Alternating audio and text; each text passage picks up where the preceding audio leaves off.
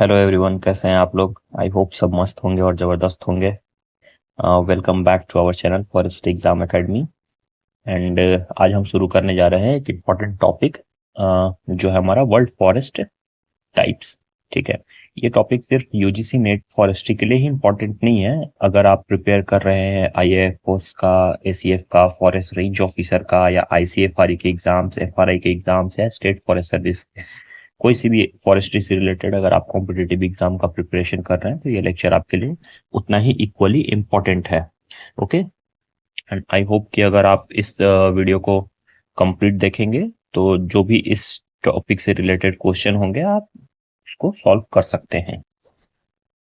ठीक है, तो सबसे पहले एक सिंपल सा क्वेश्चन स्टार्ट करने से पहले एक सिंपल क्वेश्चन है कि क्या पूरी दुनिया में एक ही टाइप का फॉरेस्ट होता है।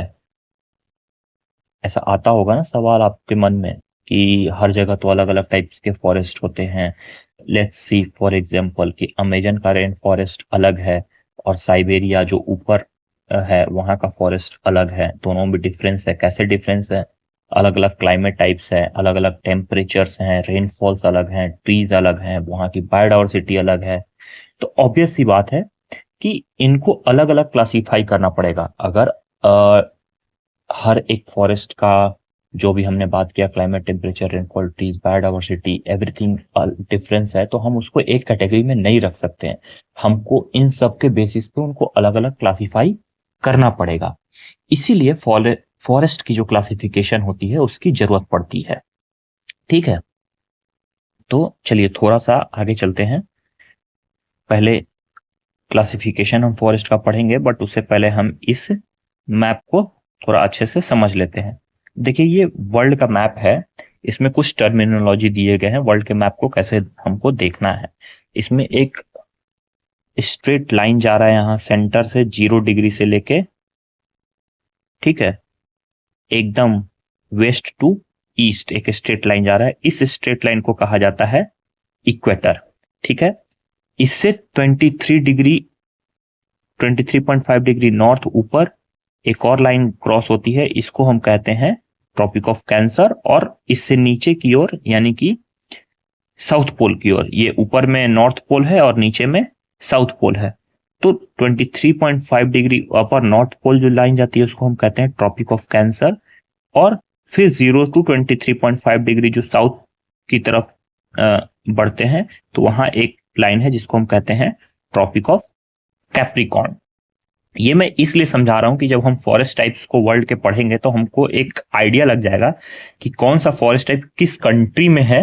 ठीक है, और यहां ऐसे होने से किस टाइप के वहां का स्ट्रक्चर हो सकता है, वहां का क्लाइमेट हो सकता है, वहां का रेनफॉल हो सकता है। तो ये अगर आपके दिमाग में एकदम बैठ जाएगा तो आप किसी भी फॉरेस्ट को इजिली इन फ्यूचर याद रखने सकते हैं। ठीक है, अब चलिए इसको देखें।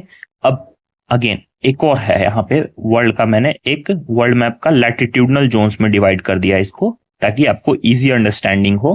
ठीक है, तो ये देखिए, अब ये जो लैटिट्यूडनल जोन्स है वर्ल्ड मैप का, अब इसमें देखिए हमने देखा था, तो जो इक्वेटर के पास वाली जितनी भी कंट्रीज हैं ये किस जोन में आती हैं? ये ट्रॉपिकल जोन में आती हैं। ये जो हमने अभी डिस्कस किया ना, इक्वेटर से 23 डिग्री नॉर्थ ऊपर की ओर ट्रॉपिक ऑफ कैंसर तक, और इक्वेटर से 23 degree south tropic of Capricorn, तो इनके बीच में जो भी कंट्रीज आएंगी, यहाँ ये जो एरिया होता है, जो भी कंट्रीज है यहाँ पे, ये आएंगी किसमें? ट्रॉपिकल जोन में। ठीक है, ये आएंगी किसमें? ट्रॉपिकल जोन में। अब इसके ऊपर जैसे जैसे हम जाने लगेंगे तो वो क्या होगा? 23 degree 5 north to 30 degree north तक क्या आएगा? सब ट्रॉपिकल जोन। ठीक है, सिमिलरली नॉर्थ साउथ की ओर बढ़ेंगे तो ये भी आएगा किसमें? सब ट्रॉपिकल जोन में। Then 30 degree to 60 degree north के ऊपर बढ़ेंगे तो ये आ जाता है हमारा टेम्परेट जोन में। और सिमिलरली अगर साउथ की तरफ बढ़ेंगे 60 डिग्री तक तो ये भी हमारा टेम्परेट जोन में है। और 60 टू 90 की एबव बढ़ेंगे तो ये आ जाता है बोरियल। ठीक है, और सिमिलरली साउथ की तरफ भी आ जाता है बोरियल जोन्स। ठीक है, तो ये क्या है? लैटिट्यूडनल जोन्स है। ठीक है, अब इसी के बेसिस पे फॉरेस्ट को भी क्लासिफाई किया गया है। बट सिर्फ ये जो लैटिट्यूडनल जोन्स है इसके बेसिस पे फॉरेस्ट क्लासिफाई नहीं होता है। टेम्परेचर के बेसिस पे, सॉइल टाइप्स के बेसिस पे, ठीक है, रेनफॉल के बेसिस पे। हालांकि ये लैटिट्यूडनल जोन है, बहुत इंपॉर्टेंट फैक्टर है जिससे टेम्परेचर, ह्यूमिडिटी, सॉइल टाइप्स ये सभी गवर्न होती है। बट और भी फैक्टर्स हैं जिसके बेसिस पे वर्ल्ड के फॉरेस्ट टाइप्स को क्लासिफाई किया गया है, वो हम अभी आगे अच्छे से थोड़ा सा देखेंगे, ठीक है। चलिए देखते हैं आगे। देखिए क्या बोल रहा है कि the distribution of forest mainly depends upon, forest का जो डिस्ट्रीब्यूशन है किसके ऊपर मेनली डिपेंड होता है। तो सबसे पहला है लैटिट्यूडनल, जो अभी हमने ऊपर देखा, डिस्टेंस फ्रॉम द इक्वेटर, ठीक है, डिस्टेंस फ्रॉम द इक्वेटर। तो ये हमने देखा कि ये इक्वेटर है, ठीक है, ये कैप्रिकॉर्न है, ये कैंसर है, ओके। तो ये हमने मैप में देख लिया है, ठीक। तो अब क्या बोल रहा है, लैटिट्यूड, जैसे जैसे हम इक्वेटर के पास हैं या इक्वेटर के पास है, इक्वेटर से ऊपर या नीचे की ओर जैसे जैसे हम दूर होते जाते हैं उतना टेम्परेचर में चेंजेस होने लगता है, रेनफॉल में चेंजेस होने लगता है, ठीक है। जैसे हम जैसे ही पोल्स के ऊपर जाएंगे, नॉर्थ या साउथ, इक्वेटर से जैसे ही हम पोल्स के ऊपर जाएंगे तो क्या होगा कि टेम्परेचर जो है कम होने लगेगा। टेम्परेचर क्या होता है, कम होने लगता है। और टेम्परेचर कम के साथ साथ क्या होगा, फॉरेस्ट टाइप्स भी जो होगा वो चेंज होते जाएगा, ठीक है। जैसे क्या होता है कि देखिए ऐसे समझ लीजिए कि जैसे जैसे हम इक्वेटर से दूर जाएंगे तो टेम्परेचर का जो डिक्रीजिंग है वो होता है। तो अगर हम 1 डिग्री बढ़ेंगे ऊपर, ठीक है, यानी कि 1 डिग्री होता है आपका 111 किलोमीटर, यहां लिख देता हूं, 1 डिग्री इक्वल टू 111 किलोमीटर, ठीक है। तो 1 डिग्री हम नॉर्थ या साउथ की तरफ अगर हम मूव करते हैं 1 डिग्री, तो हम कितना मूव कर रहे हैं, 111 किलोमीटर, ठीक है। तो जो टेम्परेचर ड्रॉप होता है, अगर हम 1 डिग्री मूव कर रहे हैं, 111 किलोमीटर मूव कर रहे हैं नॉर्थ या साउथ की तरफ, तो जो टेम्परेचर का डिक्रीज होता है वो कितना होता है, 0.55 डिग्री सेंटीग्रेड, इतना सेल्सियस, इतना जो होता है टेम्परेचर का डिक्रीजिंग होता है जैसे जैसे जाते हैं। तो जब जैसे हम नॉर्थ या साउथ पोल की तरफ इक्वेटर से बढ़ने लगते हैं तो क्या होता है कि हमारा जो टेम्परेचर है वो डिक्रीज हो जाता है। वेजिटेशन जो होता है वो ट्रॉपिकल से चेंज होने लगता है। अभी हमने देखा सब ट्रॉपिकल, टेम्परेट, फिर बोरियल, ठीक है, जितना दूर हम जाते जाएंगे तो वेजिटेशन चेंज होने लगता है। अब जब वेजिटेशन जैसे ही चेंज होने लगेगा तो ऑटोमेटिक फॉरेस्ट जो होंगे वहां के फॉरेस्ट दूसरे कैटेगरी में आ जाएंगे, उनकी क्लासिफिकेशन हमको अलग से करनी पड़ेगी, ठीक है। फिर एक और है यहां पे क्या दिया हुआ है, एल्टीट्यूड। एल्टीट्यूड यानी कि height above the sea level, ठीक है। अब इसमें भी सेम केस है कि जैसे जैसे एल्टीट्यूड इंक्रीज होगा, हम जैसे जैसे हाइट पे जाएंगे ऑन अर्थ सरफेस, माउंटेन, आप देखते होंगे कि अगर आप प्लेन से कभी हाइट की ओर जाते हैं, अगर आप सेंट्रल इंडिया में, छत्तीसगढ़ में है, मध्य प्रदेश में है, उड़ीसा में है, या ठीक है, या इन सब जगहों पे है, और यहां से आप नॉर्थ की ओर बढ़ना चालू करेंगे तो आप एक देखिएगा सडन जो डिक्रीज होता है टेम्परेचर में दिखेगा, अप टू कितना, 1500 मीटर, ठीक है, अप टू 1500 मीटर डिक्रीज होने लगता है। आप अगर सेंट्रल इंडिया से अगर आप एकदम नॉर्दर्न स्टेट्स में जाइएगा, जैसे उत्तराखंड हो गया, ठीक है, आपका कश्मीर हो गया, जम्मू कश्मीर हो गया, इन सब जगह पे आप जाते हैं तो क्या होता है, टेम्परेचर वहां का कम होता है ना, क्यों, क्योंकि वो हाई एल्टीट्यूड पे है, उनका एल्टीट्यूड हाई है। तो क्या होता है कि जैसे जैसे हम एल्टीट्यूड हाई पे जाते हैं तो क्या टेम्परेचर जो होती है वहां भी डिक्रीज होने लगती है। यानी कि अगर हम हर 270 मीटर अगर ऊपर की ओर बढ़ें, हाइट पे बढ़ें 270 मीटर, तो ऑलमोस्ट 1 डिग्री सेल्सियस जो टेम्परेचर होता है वो डिक्रीज होता है अप टू 1500 मीटर, मतलब 1.5 किलोमीटर तक ऑलमोस्ट क्या होता है कि ऑलमोस्ट 1 डिग्री सेल्सियस जो होता है टेम्परेचर डिक्रीज होने लगता है, ठीक है। तो वहां का भी फॉरेस्ट टाइप क्या होगा, डिफरेंट होगा, ठीक है। देन है टेम्परेचर, अभी हमने इसकी भी बात कर ली। देन है रेनफॉल। तो जो ट्रॉपिकल रीजन्स होते हैं वहां पे क्या होता है, बहुत हाई रेनफॉल रिसीव होता है, और नॉर्थ की ओर जाते हैं तो ठंडा जगह होता है तो वहां पे रेनफॉल कम और स्नोफॉल वगैरह ज्यादा रिसीव होते हैं। देन होता है ह्यूमिडिटी, ट्रॉपिकल रीजन है तो यहाँ पे सनलाइट जो होगा वो ज्यादा आएगा, रेनफॉल ज्यादा होगा तो ह्यूमिडिटी ऑब्वियसली ज्यादा होगी ट्रॉपिकल रीजन्स में। सॉइल टाइप, देन है टोपोग्राफी। तो ये सारे फैक्टर्स हैं जिसके वजह से किसी भी फॉरेस्ट का डिस्ट्रीब्यूशन जो होता है ऑल ओवर वर्ल्ड में डिपेंड्स करता है। ठीक है, अब देखते हैं कि major classification of forest system of the world.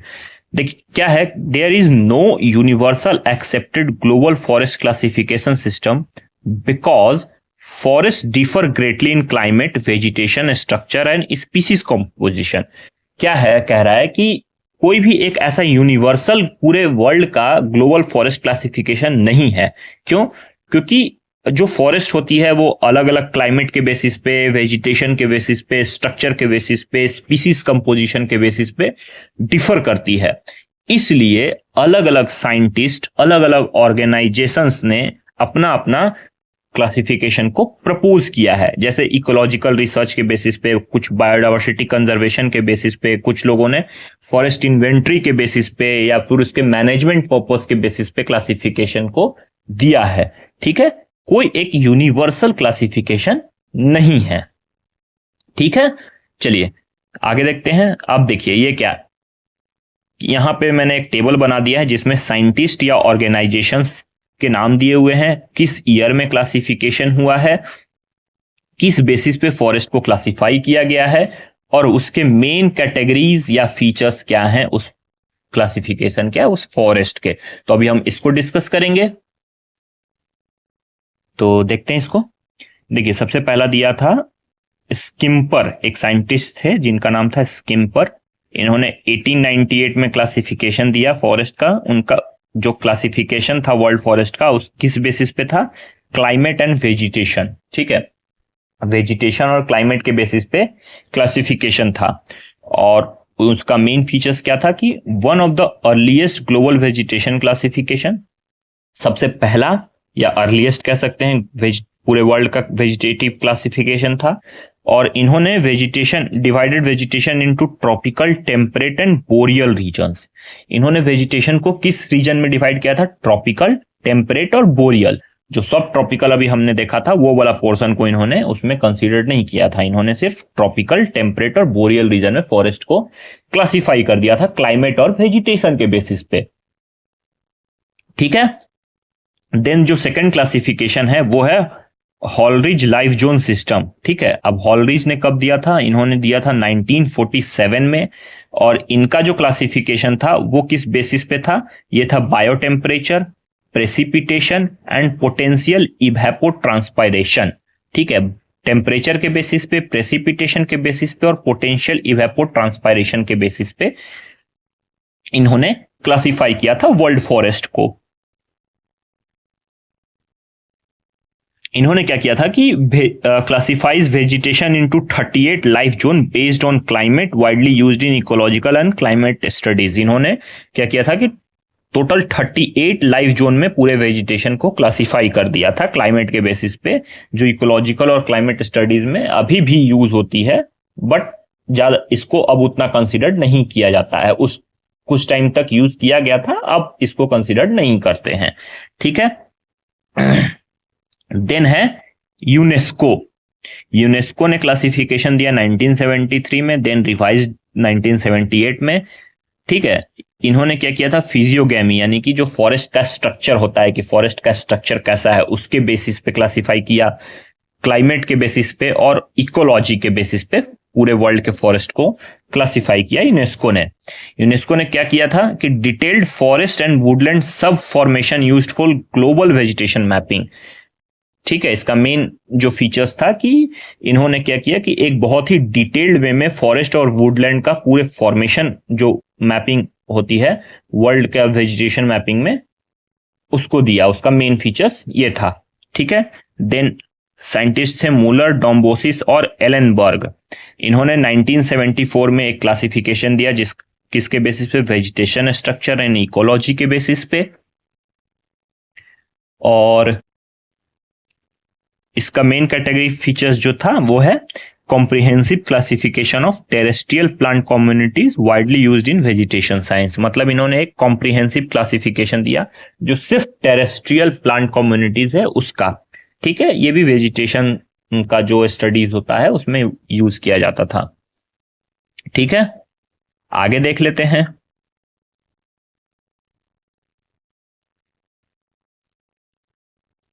तो ये है आपका यूएनईपी डब्ल्यूसीएमसी, जो हम इसको डिटेल में पढ़ेंगे। ये एग्जाम पॉइंट ऑफ व्यू से बहुत इंपॉर्टेंट है, ठीक है। इसको हम अच्छे से डिटेल में पढ़ेंगे। हम एफएओ को अच्छे से डिटेल में पढ़ेंगे और डब्ल्यूडब्ल्यूएफ के क्लासिफिकेशन को अच्छे से पढ़ेंगे, ठीक है। ये एग्जाम पॉइंट ऑफ व्यू से यही 3 क्लासिफिकेशन है जो बहुत ज्यादा इंपॉर्टेंट है, ओके। तो जो यूएनईपी डब्ल्यूसीएमसी, ठीक है, इसका जो क्लासिफिकेशन है ये कब आया, 2000 में, ठीक है। इनका जो क्लासिफिकेशन था वो किसके बेसिस पे था, climate, dominant tree types and forest का स्ट्रक्चर के बेसिस पे क्लासिफिकेशन था, जो जस्टिफाइबल है, ठीक है। इन्होंने यूएनईपी डब्ल्यूसीएमसी ने क्या किया कि 26 major forest type group into 6 broad categories. इन्होंने एक 6 ब्रॉड कैटेगरी बनाई फॉरेस्ट टाइप्स का, और उस 6 ब्रॉड कैटेगरीज को फर्दर इन्होंने 26 टाइप में डिवाइड कर दिया, ठीक है। अब ये 6 ब्रॉड कैटेगरी क्या क्या है, तो ये है temperate needle leaf, temperate broad leaf, mix tropical moist, tropical dry, sparse trees and parkland और फॉरेस्ट। तो ये इन्होंने ब्रॉड कैटेगरी है इनका है, ठीक है। अभी आगे चल के इसको हम बहुत ही अच्छे से डिटेल में पढ़ेंगे। देन है आपका एफएओ का ग्लोबल फॉरेस्ट रिसोर्स असेसमेंट, जो जीएफआरए होता है, ठीक है। उसके लिए एफएओ ने क्या किया कि अपना खुद का एक क्लासिफिकेशन बनाया। ये कब बनाया था, 2000 में, ठीक है। किसके अंडर, क्लाइमेट, इसका जो बेसिस है फॉरेस्ट क्लासिफिकेशन का एफएओ का, वो है क्लाइमेटिक जोन्स के बेसिस पे, ठीक है। इन्होंने क्या किया है कि फॉरेस्ट को 4 मेजर फॉरेस्ट डोमेन में डिवाइड कर दिया है, पूरे वर्ल्ड फॉरेस्ट को, ट्रॉपिकल, सब ट्रॉपिकल, टेम्परेट एंड बोरियल। और ये किसके लिए यूज होता है, global forest resource assessment and reporting में, जो अभी जस्ट इसके पहले हम टॉपिक में डिस्कस किए थे, जीएफआरए, ठीक है। तो उसमें यूज होता है एफएओ का जो फॉरेस्ट क्लासिफिकेशन है। देन आता है डब्ल्यूडब्ल्यूएफ वर्ल्ड वाइड फंड का क्लासिफिकेशन, ये 2001 में आया, ठीक है। और इनका जो क्लासिफिकेशन था वो किसके बेसिस पे था, इको रीजन्स के बेसिस पे और क्लाइमेट और बायोडाइवर्सिटी के बेसिस पे। डब्ल्यूडब्ल्यूएफ मेन क्या करती है, प्रोटेक्शन ऑफ बायोडाइवर्सिटी पे ज्यादा काम करती है, उनका मेजर फोकस्ड एरिया है फाउना। तो इन्होंने बायोडाइवर्सिटी को भी इंक्लूड किया है। इन्होंने क्या किया कि 14 टेरेस्ट्रियल बायोम्स में डिवाइड कर दिया पूरे वर्ल्ड के फॉरेस्ट को, ठीक है। और फिर क्लासिफिकेशन दिया। अभी इसको भी हम अच्छे से पढ़ेंगे डिटेल में, ठीक है। तो आगे देखते हैं। देन नेक्स्ट है आईयूसीएन का, ठीक है, जो अभी ऑनगोइंग है। हालांकि आईयूसीएन का कोई एक स्पेसिफिक क्लासिफिकेशन नहीं है, आईयूसीएन इन प्रिपरेशन है कि इसको करना है, बट ये फॉलो करती है जो क्लासिफिकेशन इनका क्राइटेरिया में फिट होता है, वो अपने बेसिस पे जो इकोसिस्टम और कंजर्वेशन के लिए जो करती है। अभी इनका क्लासिफिकेशन ऑनगोइंग है, ठीक है। इकोसिस्टम और कंजर्वेशन वैल्यू के लिए uses ecosystem based classification for conservation planning rather than a single forest classification. मतलब इकोसिस्टम बेस्ड इनका मेन प्रायोरिटी रहने वाला है, ठीक है। देन आता है सबसे इंपॉर्टेंट क्लासिफिकेशन, जो हम नेक्स्ट क्लास में डिस्कस करेंगे, not on this class, next इसका एक स्पेशल क्लास रखूंगा, चैंपियन एंड सेथ, जो 1936 और 1968 में रिवाइज्ड, ठीक है। 1936 आई थिंक ये ईयर वही है, 1936, एक बार देख लीजिएगा 36 है कि 38 है, पर 1936 में आया और 1968 जो था ये रिवाइज्ड था, ठीक है। ये स्पेसिफिक इंडिया का क्लासिफिकेशन है जो इंडियन फॉरेस्ट के लिए किया गया है, और ये किया गया है क्लाइमेट, एल्टीट्यूड, फिजियोनॉमी और फ्लोरिस्टिक्स डाइवर्सिटी के बेसिस पे, ठीक है। इसमें क्या हुआ कि इंडिया के जितने भी फॉरेस्ट टाइप है उसको 5 मेजर ग्रुप में रखा गया, फिर उनको 16 टाइप्स ग्रुप में डिवाइड किया गया, और वो 16 टाइप्स ग्रुप को फिर फर्दर 200 फॉरेस्ट टाइप्स में एक्सप्लेन किया गया है, ठीक है। और ये सबसे ज्यादा इंडिया में यूज किया हुआ क्लासिफिकेशन है, इंडियन फॉरेस्ट का सबसे बेस्ट क्लासिफिकेशन है, और लगभग almost all Indian departments forest से रिलेटेड जो है इसी क्लासिफिकेशन को यूज करती है। अगर आप फॉरेस्ट्री के स्टूडेंट हैं तो you know it that already, ठीक है। तो चलिए डिस्कस करते हैं सबसे पहला क्लासिफिकेशन, एफएओ का क्लासिफिकेशन वर्ल्ड का ठीक है, according to FAO the world forest are mainly divided into 4 major climatic domains, 4 climatic domain में डिवाइड कर दिया गया है अकॉर्डिंग टू एफएओ। कौन कौन से 4 क्लाइमेटिक डोमेन है? ये 4 क्लाइमेटिक डोमेन है। पहला है आपका ट्रॉपिकल फॉरेस्ट, दूसरा है बोरियल फॉरेस्ट, तीसरा है टेम्परेट फॉरेस्ट और चौथा है सब ट्रॉपिकल फॉरेस्ट। और इनका शेयर दिया हुआ है कि कितना कितना परसेंट पूरे फॉरेस्ट एरिया का ग्लोबल शेयर है। ठीक है, तो ये देख लेते हैं। जो ट्रॉपिकल है वो 45% है, जो बोरियल है वो 27% है, जो टेम्परेट है वो 16% है और जो सब ट्रॉपिकल है वो कितना है? 11% है। ठीक है, ये आप मैप भी देख सकते हैं। ये मैप दिया हुआ है। इस मैप में जो ग्रीन पोर्शन है, ग्रीन पोर्शन हमने देखा था कि ये बीच से इक्वेटर निकल रही है, नीचे ट्रॉपिक ऑफ यहाँ ट्रॉपिक ऑफ कैप्रिकॉर्न है और ये आपका कैंसर। तो ये जो रीजन है आपका किस में आता है? ट्रॉपिकल टू सब ट्रॉपिकल में आता है। तो आप देख सकते हैं जो ग्रीन वाला रीजन है आपका ट्रॉपिकल फॉरेस्ट, जिसका हिस्सा 45% है। देन ये ब्लू रीजन है, ये आपका बोरियल फॉरेस्ट। ठीक है, इसका हिस्सा जो है 27% है पूरे वर्ल्ड फॉरेस्ट का। येलो रीजन जो है ये टेम्परेट में आ रहा है, इसका 16% है। और जो पर्पल रीजन दिया हुआ है ये है आपका सब ट्रॉपिकल जो 11% है। ठीक है, अब एक शॉर्ट क्विक मेमोरी पॉइंट बना दिया हूं ताकि आपको इन फ्यूचर याद रहे आसानी से। तो जो आपका ट्रॉपिकल है, hottest, wettest, richest in biodiversity and carbon, ये हॉट प्लेस है, ये सबसे हॉटेस्ट प्लेस भी है, भीगा हुआ है और सबसे रिचेस्ट प्लेस है। ठीक है, in terms of forest, in terms of biodiversity, in terms of carbon. Then boreal, boreal का अनदर नेम है टाइगा।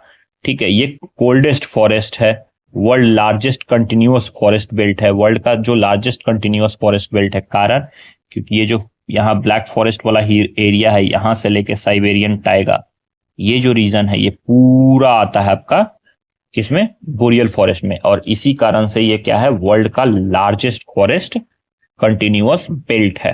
ठीक है, और कॉनिफर डोमिनेटेड है। कॉनिफर यानी कि जिसमें हम पाइनस, स्प्रूस, फर, ये सारे स्पीसीज आती है। ठीक है, then temperate, 4 season, deciduous and mixed forest. ठीक है, टेम्परेट में 4 सीजन है, डेसिडियस टाइप के फॉरेस्ट होंगे, मिक्स्ड होंगे। सब ट्रॉपिकल में transition zone between tropical and temperate forest, tropical और टेम्परेट फॉरेस्ट के बीच का जो सब ट्रांजिशन जोन होता है वो सब ट्रॉपिकल में आ रहा है। तो ये आप याद कर सकते हैं, तो आगे चल के फॉरेस्ट टाइप भी याद करने में आसानी होगा। ठीक है, चलिए आगे बढ़ते हैं। दूसरा क्लासिफिकेशन है हमारा UNEP WCMC forest system classification. ठीक है, यूएनईपी का पहले देख लेते हैं। यूएनईपी WCMC का फुल फॉर्म क्या है? यूएनईपी WCMC का फुल फॉर्म है आपका United Nation environment programme, world conservation monitoring centre. ठीक है, तो इसका जो फॉरेस्ट क्लासिफिकेशन है ये सबसे सिंप्लीफाइड वर्जन है और डिटेल्ड फॉरेस्ट क्लासिफिकेशन है। ठीक है, जो यूनेस्को का फॉरेस्ट और वुडलैंड सब फॉर्मेशन था उसका थोड़ा सा डिटेल वर्जन है, ऐसा समझ लीजिए। और इसका जो क्लासिफिकेशन है ये किसके बेसिस पे है? ये है क्लाइमेटिक जोन्स के बेसिस पे, डोमिनेंट ट्री टाइप्स के बेसिस पे और फॉरेस्ट स्ट्रक्चर या वेजिटेशन स्ट्रक्चर के बेसिस पे। इसको 6 ब्रॉड कैटेगरी में रखा गया है। ठीक है, तो 6 ब्रॉड कैटेगरी में देख लेते हैं। पहले हमने इधर रखा है फॉरेस्ट कैटेगरी, इधर रखा है क्लाइमेट, इधर रखा है डोमिनेंट स्पीसीज, उसके की कैरेक्टरिस्टिक्स और मेजर डिस्ट्रीब्यूशन किस कंट्री में है। तो सबसे पहला है आपका टेम्परेट नीडल लीफ फॉरेस्ट। ठीक है, इसका क्लाइमेट जो होगा, टेम्परेट वर्ड आ गया तो क्लाइमेट हमेशा क्या रहेगा? ठंडा रहेगा। टेम्परेट जहां भी आता है, कुछ टर्मिनोलॉजी समझ लीजिए कि टेम्परेट जहां भी आएगा वहां का क्लाइमेट ठंडा होगा, बोरियल जहां भी आएगा वहां का क्लाइमेट ठंडा होगा, ट्रॉपिकल आएगा वहां का क्लाइमेट हॉट होगा। अभी हमने ऊपर पढ़ा था कि इजी रिमेम्बरिंग के लिए। ठीक है, नीडल लीफ फॉरेस्ट, अब नीडल लीफ जहां आएगा यानी कि जो पत्तियां होंगी वो क्या होगा? नीडल लीफ के टाइप की होंगी। सिंपल सा लीफ, नीडल, नीडल लीफ, पत्ती जो होगी वहां नीडल लीफ टाइप की होगी। यानी कि किस टाइप के फॉरेस्ट होंगे? कॉनिफर्स होंगे। तो जो कॉनिफर्स में स्पीसीज प्रेजेंट होगी वो स्पीसीज इस टाइप के फॉरेस्ट में प्रेजेंट होगी। तो ये चीजें दिमाग में एकदम कॉन्सेप्ट क्लियर करके बैठा लीजिए। ठीक है, तो temperate needle leaf forest, cool temperate climate, temperate और कूल क्लाइमेट होगा, कोल्ड विंटर्स, मॉडरेट रेनफॉल।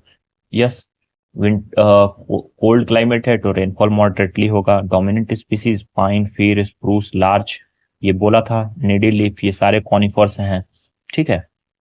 की characteristics, needle shape lift, mostly evergreen and soft wood forest. जो मोस्टली कॉनिफर्स होते हैं वो क्या होते हैं, सॉफ्ट वुड होते हैं, ठीक है। तो ये ध्यान रखिएगा। और इसका कैरेक्टरिस्टिक्स क्या है, निडिल लीफ शेप के फॉरेस्ट होंगे और एवरग्रीन होंगे। मेजर जो डिस्ट्रीब्यूशन है तो आप देख लीजिए, टेम्परेट निडी लीफ फॉरेस्ट कहाँ रहेगा, टेम्परेट कहाँ क्लाइमेट होगा टेम्परेट, तो ये थोड़ा सा देख लीजिए। मैप में आप ध्यान दीजिएगा तो कनाडा है, रसिया है, स्कैंडिनेविया है, नॉर्दर्न यूएसए है, तो ये सारे जो पार्ट्स आते हैं क्या है, टेम्परेट जोन्स में आते हैं, ठीक है। तो ऑब्वियसली ये फॉरेस्ट किस में सिचुएटेड होगा, इन सारी कंट्रीज में सिचुएटेड होगा। तो ऐसे थोड़ा सा आप कॉन्सेप्ट को समझिए। देन है temperate broad leaf and mixed forest. अब एक टेम्परेट निडी लीफ फॉरेस्ट था, अब नेक्स्ट आया temperate broad leaf and mixed forest, ठीक है। अगेन यहाँ पे टेम्परेट है तो वहां का क्लाइमेट कैसा रहेगा, मॉडरेट, मतलब कूल टेम्परेचर रहेगा, ठीक है।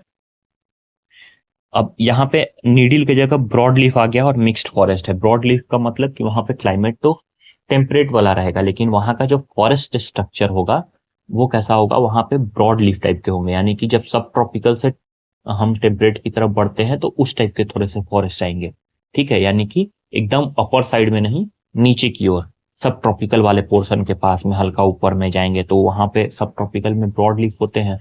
तो यहाँ टेम्परेट ब्रॉड लीफ है, यानी कि उस टाइप कैरेक्टरिस्टिक्स के फॉरेस्ट होंगे, ठीक है। मॉडरेट टेम्परेचर, मॉडरेट रेनफॉल और 4 डिस्टिंक्ट सीजन, ठीक है, 4 डिस्टिंक्ट सीजन होगा।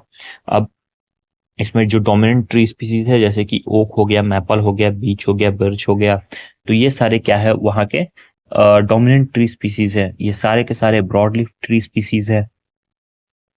की कैरेक्टरिस्टिक्स की बात करें तो ब्रॉड लीफ डेसिडियस ट्रीज होंगे, मिक्स्ड फॉरेस्ट कंटेन होगा जिसमें दोनों आएंगे, कॉनिफर्स भी आएंगे और ब्रॉड लीफ स्पीसीज भी होगी, ठीक है। और रीजन्स की बात करें तो Europe, China, Japan, eastern northern America, ये सारे रीजन्स में ये होंगे temperate broad leaf and mixed forest, ठीक है। फिर आते हैं किसमें, ट्रॉपिकल मॉइस्ट फॉरेस्ट और एक दूसरा कैटेगरी ट्रॉपिकल ड्राई फॉरेस्ट। तो अब देखिए, है तो दोनों ट्रॉपिकल जोन में, लेकिन एक को रखा है मॉइस्ट में, एक को रखा है ड्राई में। मॉइस्ट का मतलब ज्यादा नमी वाला जगह जहां रेनफॉल हाई होगा, ड्राई का जगह कम नमी वाला जगह जहां रेनफॉल जो होगा उतना ज्यादा हाई नहीं होगा, ठीक है। तो ट्रॉपिकल है तो ऑब्वियसली टेम्परेचर हाई होगा, तो हाई टेम्परेचर कैरेक्टरिस्टिक्स है उसका। Heavy rainfall more than 200 centimetre जो है वो है। अब रेनफॉल हेवी है, टेम्परेचर हाई है तो हाई ह्यूमिडिटी रहेगा, ठीक है। तो ये उसके कैरेक्टरिस्टिक्स है, आप नाम से उसके कैरेक्टरिस्टिक्स का पता लगा सकते हैं। देन वहां की जो स्पीसीज होगी वो क्या होगी, अगर हमेशा मॉइस्चर है तो एवरग्रीन होगी और ब्रॉड लीफ्ड होगी, ठीक है। Dense evergreen forest, dense canopy, highest biodiversity, high biomass, major global. किसी भी फॉरेस्ट को अच्छे से ग्रो करने के लिए किस चीज की रिक्वायरमेंट होती है, हाई टेम्परेचर, अच्छी टेम्परेचर की रिक्वायरमेंट होती है ताकि सनलाइट अच्छा मिले, अच्छा रेनफॉल का जरूरत होता है, ठीक है। तो ये सारी कैटेगरी है। तो जो ट्रॉपिकल रीजन होता है वहां पे ये सारी कैटेगरी परफेक्टली फिट बैठती है, इसलिए वहां के जो कैरेक्टरिस्टिक्स होते हैं फॉरेस्ट के बहुत ही अच्छी होती है। तो वहाँ डेंस वेजिटेशन होगा, एवरग्रीन फॉरेस्ट होगा, कैनोपी डेंस होगी, बहुत ज्यादा बायोडाइवर्सिटी होगी, ठीक है। बायोमास वहाँ ज्यादा होगा क्योंकि फॉरेस्ट अच्छा है वहाँ का, और बहुत ही बड़ा ग्लोबल कार्बन सिंक भी है, ठीक है। अब जैसे कि बात किया जाए तो अमेजन एक किस किस जगह पे सिचुएटेड है, कंट्रीज की बात की जाए तो Amazon basin, Congo basin, south east Asian countries, western Ghat, north east India, तो ये सारे जो होते हैं ट्रॉपिकल मॉइस्ट फॉरेस्ट में आते हैं, ठीक है। देन आता है आपका ट्रॉपिकल ड्राई फॉरेस्ट। अब ट्रॉपिकल वाला रीजन है तो यहाँ भी टेम्परेचर हाई होगा, ठीक है। अब ड्राई वाला रीजन है तो रेनफॉल हाई नहीं होकर क्या होगा, मॉडरेट रेनफॉल होगा और लॉन्ग ड्राई सीजन कैरेक्टरिस्टिक्स है इसका। क्यों, क्योंकि यहाँ पे ड्राई फॉरेस्ट है। अब इसके जो कॉमन कैरेक्टरिस्टिक्स है जैसे टीक रहेंगे, साल रहेगा, बैम्बू, अकेसिया, ये सारे वहाँ की कॉमन स्पीसीज है। और डेसिडियस फॉरेस्ट होगी, ट्री जो होगी वो शेड्स करेगी अपनी लीफ ऑटम सीजन में यानी कि ड्राई सीजन में। ठीक है, ओपन कैनोपी वाला फॉरेस्ट होगा। क्यों? क्योंकि डेसिडियस टाइप के फॉरेस्ट हैं तो कैनोपी क्या रहेगा, ओपन टाइप का थोड़ा रहेगा। ठीक है, अब कंट्रीज की बात करें तो इंडिया है, अफ्रीका है, ब्राजील है, म्यांमार है, थाईलैंड है। तो ये सारे कंट्रीज जो हैं जिसमें ट्रॉपिकल ड्राई फॉरेस्ट सिचुएटेड है। ठीक है, देन जो नेक्स्ट कैटेगरी है वो स्पार्स ट्रीज एंड पार्कलैंड। अब इसका जो क्लाइमेटिक फीचर्स है वो क्या है कि semi arid to arid climate, मतलब रेनफॉल बहुत ही कम होगा। ठीक है, मोस्टली ड्राई सीजन होगा, मिट्टी उतनी ज्यादा उपजाऊ नहीं होगी, तो वहां के फॉरेस्ट टाइप्स क्या होंगे, एकदम स्पार्स होंगे, बहुत ही दूर दूर पे होंगे, छोटे छोटे ज्यादा थॉर्नी टाइप के फॉरेस्ट होंगे। ठीक है, देखिए अकेशिया है, बाओब है, एक्विलिप्टस है। तो ये सारे जो स्पीसीज हैं ये क्या है, स्पार्स ट्रीज एंड पार्कलैंड के कैरेक्टरिस्टिक्स फीचर्स हैं। ठीक है, वाइडली स्पेस ट्री, बहुत ही ज्यादा स्पेस पे रहेगी। एक्सटेंसिव ग्रास कवर होगा, बहुत ज्यादा ग्रास होगा। फॉरेस्ट और ग्रासलैंड के बीच वाला जो रीजन है वो होगा। ठीक है, जिसमें सवाना, वुडलैंड वगैरह आप देखें हैं, प्रेरी, ग्रासलैंड का नाम सुने होंगे, ये सारे रीजन किस में आते हैं, स्पार्स ट्रीज एंड पार्कलैंड्स में आते हैं। ठीक है, और कौन कौन से कंट्री में सिचुएटेड है, तो अफ्रीका में है, ऑस्ट्रेलिया में है, इंडिया का भी कुछ पार्ट है जो गुजरात और राजस्थान वाला रीजन है, साउथ अमेरिका का रीजन है। तो ये सारे कंट्रीज में स्पार्स ट्रीज एंड पार्कलैंड है। ठीक है, देन आता है जो सिक्स कैटेगरी है इसमें, वो है आपका फॉरेस्ट प्लांटेशन, यानी कि वेरीज विथ लोकेशन, जो प्लांटेड किए हुए फॉरेस्ट है। ठीक है, अलग अलग लोकेशन पे अलग अलग वेरी करता है। Teak, eucalyptus, pine, rubber, bamboo, ये सारे प्लांटेशन में आते हैं। ठीक है, human establish forest usually one और फ्यू स्पीसीज, मतलब जो ह्यूमन ने प्लांट किए हुए सारे फॉरेस्ट इस कैटेगरी में आएंगे, और उनका अलग अलग पर्पस होता है। कुछ पल्प वुड के लिए प्लांट करते हैं, कुछ फ्यूल वुड के लिए प्लांट करते हैं, कुछ रबर्स के लिए प्लांट करते हैं, बैम्बू के लिए प्लांट करते हैं। ठीक है, तो ये सारे जो है आपके फॉरेस्ट प्लांटेशंस में आएगा। ठीक है, और ये पूरे वर्ल्ड वाइड में अलग अलग कंट्री अपना अलग अलग पर्पस के लिए प्लांटेशन करती है। Okay, now let's talk about the broad classification of this six category. ये जो हमने ऊपर 6 कैटेगरीज के बारे में पढ़ा ना, यूएनईपी डब्ल्यूसीएमसी का, अब उसका क्या करते हैं कि जो ब्रॉड 6 कैटेगरी है, सॉरी 26 कैटेगरी है, उसके बारे में पढ़ते हैं। तो क्या कह रहा है कि 26 forest category in UNEP WCS systems are used to enable the translation of forest type from national and regional classification। ठीक है, मतलब इन 6 कैटेगरी को 26 अलग अलग टाइप्स में कर दिया गया है। अब नोट ये करना है कि categories 12 and 13 below have been created as a result of data holdings that do not specify forest types, hence 26 categories are quoted, not 28 shown here। मतलब यूएनईपी 2007 में इन्होंने ये कहा कि इन्होंने टोटल 28 कैटेगरी दे दिया। ठीक है, जिसमें 12 और 13 जो कैटेगरी है वो क्या है कि उसके रिजल्ट से जिसका डेटा हमारे पास सफिशिएंट नहीं है। हालांकि 28 में से सिर्फ 26 कैटेगरी ही हैं जो मान्य है। ठीक है, अब देखिए इसको दो टाइप में डिवाइड कर दिया। एक में इन्होंने पूरा टेम्परेट वाला रीजन रख दिया, और एक वाले में इन्होंने ट्रॉपिकल वाला रीजन रख दिया। ठीक है, अब टेम्परेट वाले में क्या कर दिया इन्होंने, temperate and broad leaf boreal forest types में, कि सबसे पहला रखा है evergreen needle leaf forest. Evergreen needle leaf है यानी कि हमेशा एवरग्रीन रहेगा, नीडी लीफ है यानी कि कॉनिफर्स टाइप के फॉरेस्ट रहेंगे। तो 30% कैनोपी कवर और 75% एवरग्रीन और नीडी लीफ ट्रीज रहेंगे, कॉनिफर्स रहेंगे। इसका की कैरेक्टरिस्टिक्स है। देन दूसरा है आपका deciduous needy leaf forest.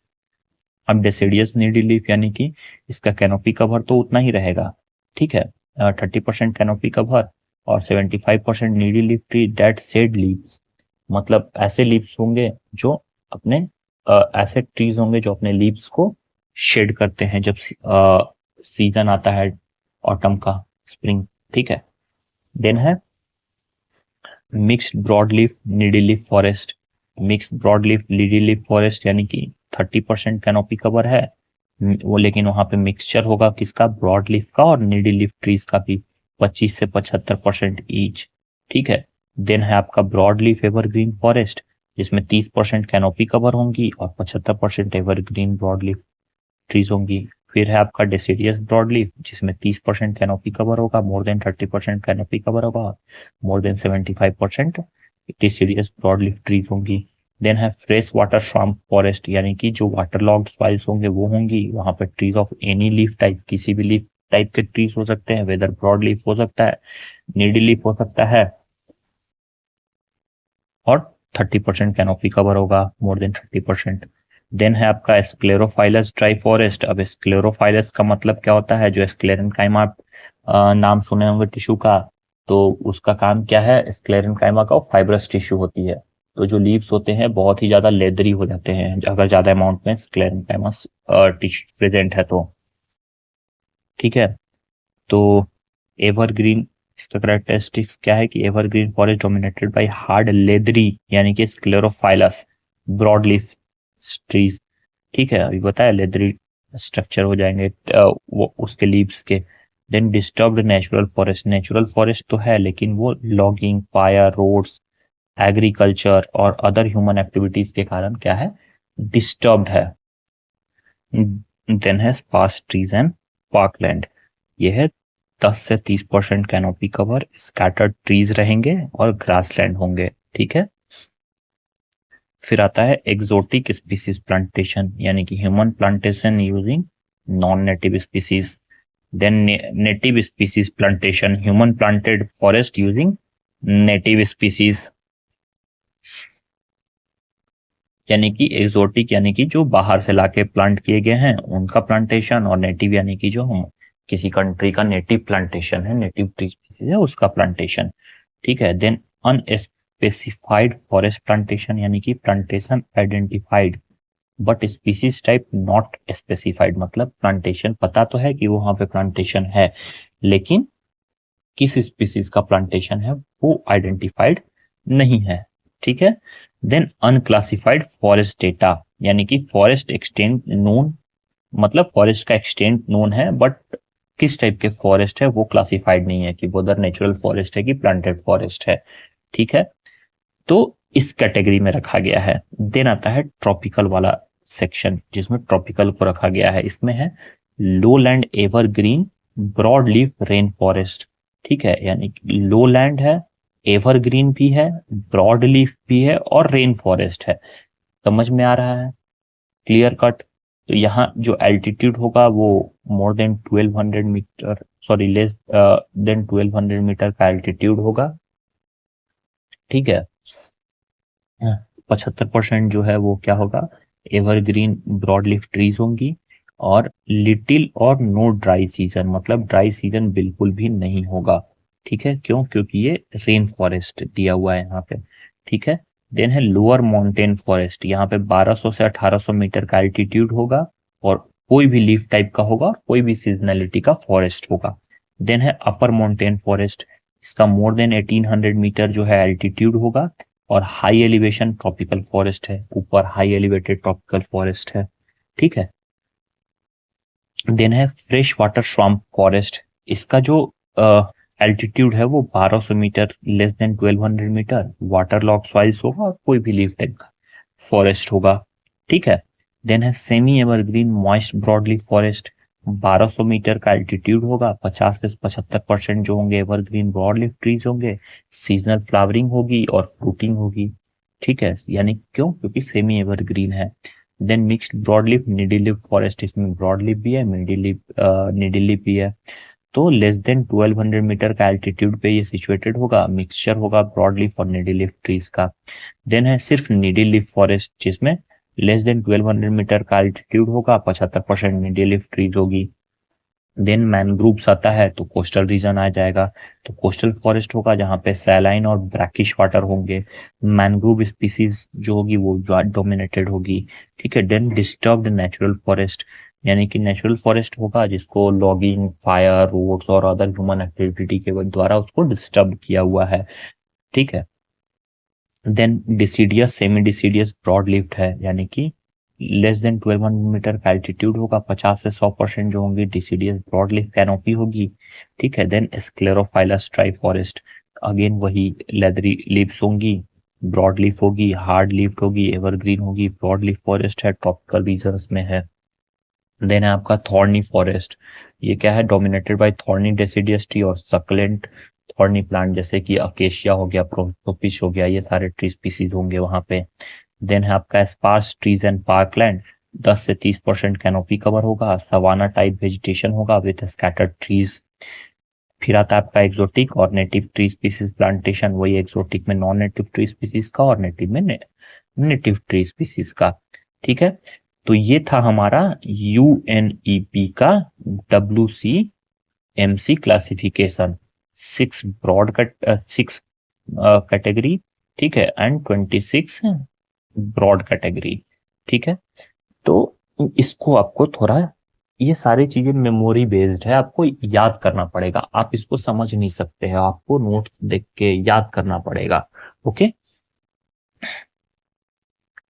Then है आपका WWF का फॉरेस्ट टाइप्स टेरेस्ट्रियल बायोम्स की बात करें तो देखिए क्या बोल रहा है कि WWF world wide fund for nature develop one of the most widely accepted ecological classification of world terrestrial ecosystem. WWF ने क्या किया था कि वर्ल्ड का जितना भी इकोसिस्टम है उसको 14 टेरेस्ट्रियल बायोम्स में और 867 टेरेस्ट्रियल इको रीजन्स में क्लासिफाई कर दिया था। ठीक है, क्लाइमेट के डोमेन्स पे। ओके,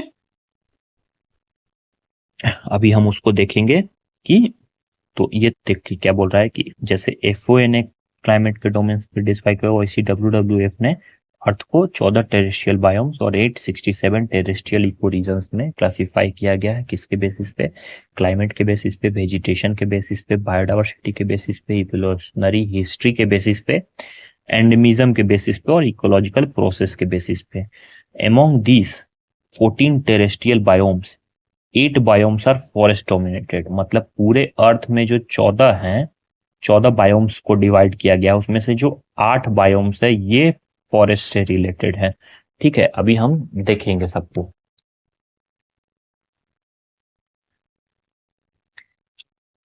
तो ये है आपका 14 जो है WWF का टेरेस्ट्रियल बायोम्स है।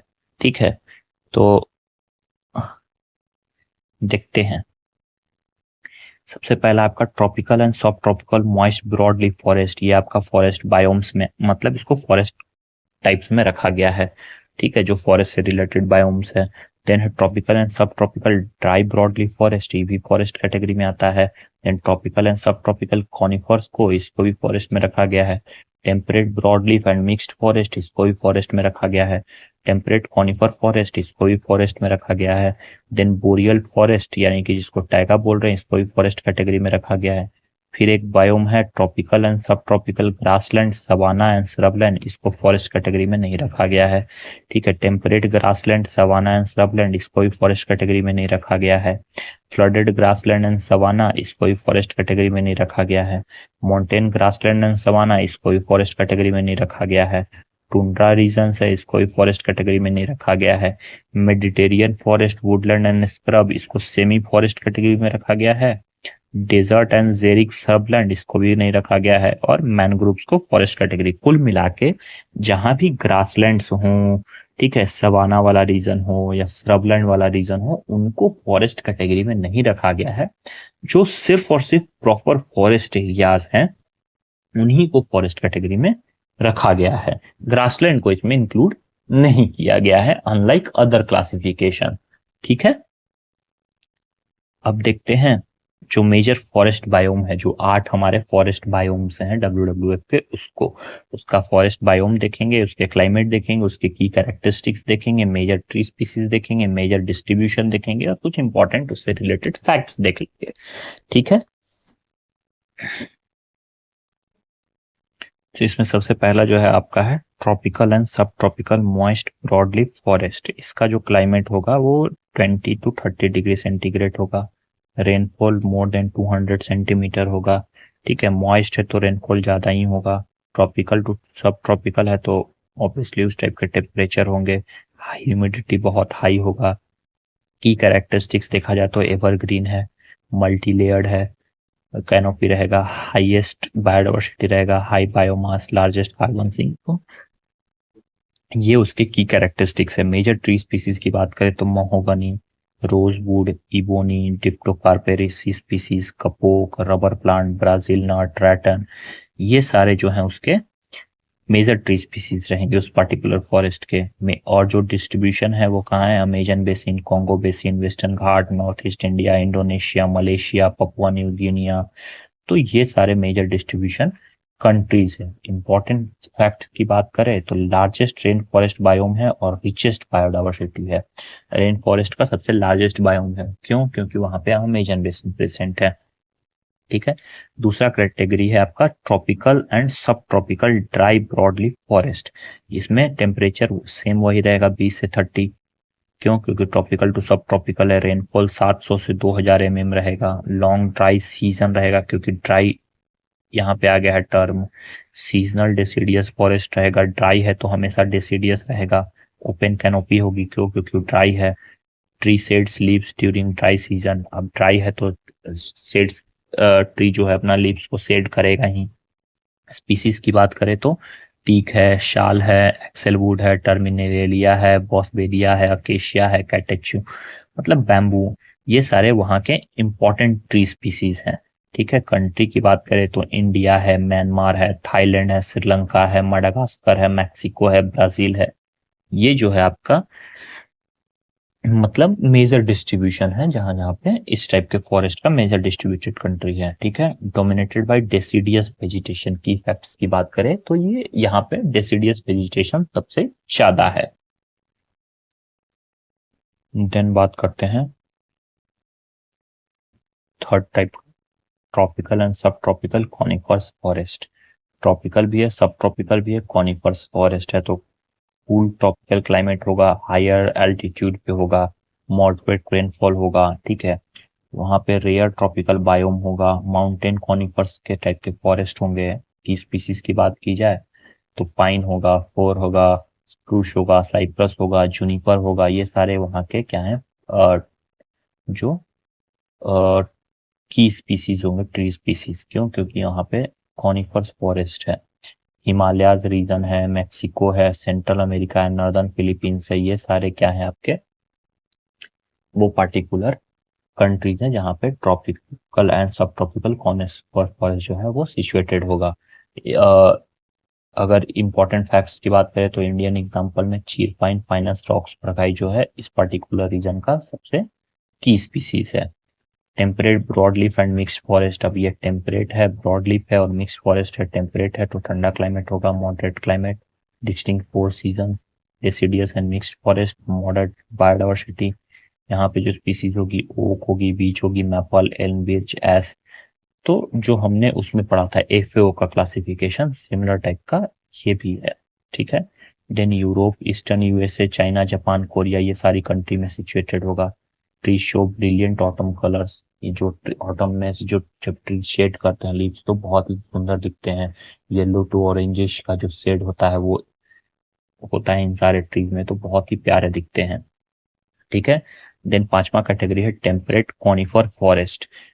इसका अगर क्लाइमेट की बात करें तो कूल ह्यूमिड क्लाइमेट होगा विथ स्नोफॉल। क्यों? क्योंकि टेम्परेट कॉनिफर फॉरेस्ट है। एवरग्रीन कॉनिफर होगा, बहुत ही हाई टिम्बर प्रोडक्टिविटी होगा। ठीक है। डगलस फीर है, रेडवुड है, हेमलॉक है, पाइन है, स्प्रूस है, सिदार है, फर है। तो ये सारे जो है वहाँ की स्पीसीज है। और कंट्रीज की बात करें, रीजन्स की बात करें तो Pacific North West, USA, Japan, Chile, New Zealand, ये सारे कंट्रीज में ये फॉरेस्ट सिचुएटेड है। Home to giant redwood forest, और यही वो रीजन है जहां पे सबसे ज्यादा जायंट रेडवुड फॉरेस्ट जो है प्रेजेंट है। ठीक है। नेक्स्ट कैटेगरी है आपका बोरियल फॉरेस्ट या टैगा फॉरेस्ट भी कहते हैं जिसको। इसका क्लाइमेट की बात करें तो बहुत ही कोल्ड और लॉन्ग विंटर्स होते हैं यहाँ पे, क्योंकि बोरियल सबसे क्लोज टू नॉर्थ पोल होता है। लार्जेस्ट टेरेस्ट्रियल बायोम है और कॉनिफर डोमिनेटेड फॉरेस्ट है। ठीक है।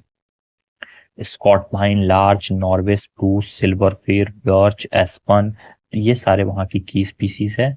रशिया, कनाडा, अलास्का, स्कैंडिनेविया, ये जो कंट्रीज है यहाँ पे ये सिचुएटेड है। Largest continuous forest belt on अर्थ, इसका सबसे इंपॉर्टेंट की है, हमने बात किया था कि ऊपर रशिया के ऊपर वाला जो पोर्शन है वहां से एकदम एंड तक, ठीक है, ईस्टर्न तक जो भी कंट्री सिचुएटेड है वहां तक जो है ये फॉरेस्ट पूरा कंप्लीट एक साथ कंटिन्यूअस बेल्ट है, इसीलिए इसको largest continuous forest belt on earth कहा जाता है। देन 7th नंबर पे आता है Mediterranean forest woodlands and scrub. ये hot dry cool wet winters में है। इसका यहाँ अगर क्लाइमेटिक कंडीशन की बात करें तो हॉट है, ड्राई समर्स है, कूल और वेट विंटर्स होते हैं, हार्ड लिफ्ट होते हैं, स्क्लेरोफाइलस जनरली, ठीक है, वेजिटेशन मतलब हार्ड लिफ्ट वेजिटेशन होती है, फायर अडेप्टेड होते हैं, फायर को बहुत ही इजीली अडेप्ट कर लेते हैं, ठीक है, olive, cork, oak, stone pine, juniper, cypress, rosemary, lavender, तो ये जो है वहाँ के कॉमन स्पीसीज हैं। और कंट्री की बात करें तो Mediterranean basis, California, central Chile, Cape region, South America, South West Australia, ये सारे रीजन है जहाँ पे ये पर्टिकुलर फॉरेस्ट डिस्ट्रीब्यूटेड है। और ये occurs only in 5 Mediterranean climate reason world wide, सिर्फ 5 मेडिटेरेनियन रीजन में पूरे वर्ल्ड वाइड में अकर होते हैं, ठीक है। नाउ 8 नंबर जो है वो है मैनग्रोव्स। मैनग्रोव जहां भी आता है दिमाग में रखिए कि हमेशा कोस्टल रीजन वाले जो कंट्रीज होंगे वहीं सिचुएटेड होगा। इसका क्लाइमेट होगा ट्रॉपिकल कोस्टल रीजन, सैलाइन और टाइडल कंडीशंस, ठीक है। Salt tolerant forest with specialised root adaptation, जिसको हम निमेटोफोर्स के नाम से जानते हैं, ठीक है। राइजोपोरा, अबिसेनिया, ब्रुगेरिया, सोनेटेरिया, हेरिटेरिया, नैपा, ये सारे वो स्पीसीज हैं जो मैनग्रोव स्पीसीज हैं जो इन पर्टिकुलर रीजन्स में प्रेजेंट है, डोमिनेटेड है। India, Bangladesh, Indonesia, Australia, Nigeria, Brazil, ये सारे कंट्रीज है जहाँ पे मैनग्रोव्स जो होती है बहुत ही ज्यादा डोमिनेटेड है। अडेप्शन की बात करें तो include pneumatophores, prop root, viviparous, salt glands, ये सारे वहां पे बात किया जाए तो उसके की फीचर्स हैं। निमेटोफोर रूट्स हैं जो क्या होते हैं, पानी के ऊपर आते हैं और वहां से रेस्पिरेशन लेते हैं लोग। तो this was all about the world forest types. अभी ये हमारा पूरा वर्ल्ड फॉरेस्ट टाइप कंप्लीट हो गया है। आपको मेजर जो फोकस रखना है वो FAO, UNEP, WCMC और WWF का क्लासिफिकेशन पे रखना है, क्योंकि मोस्ट ऑफ द क्वेश्चन यहीं से अराइज हो सकते हैं, क्योंकि यही जो है डिटेल्ड क्लासिफिकेशन है पूरे वर्ल्ड का फॉरेस्ट टाइप्स का, जो सबसे ज्यादा अभी इंडिया में, सॉरी वर्ल्ड में फॉलो हो रहा है। नेक्स्ट टॉपिक में हम बात करेंगे चैंपियन एंड सेथ का क्लासिफिकेशन, जो स्पेसिफिकली इंडिया के लिए है, और सारे फॉरेस्ट टाइप्स को 1 by 1 फिर हम समझेंगे। Okay, till then all the best and thank you very much.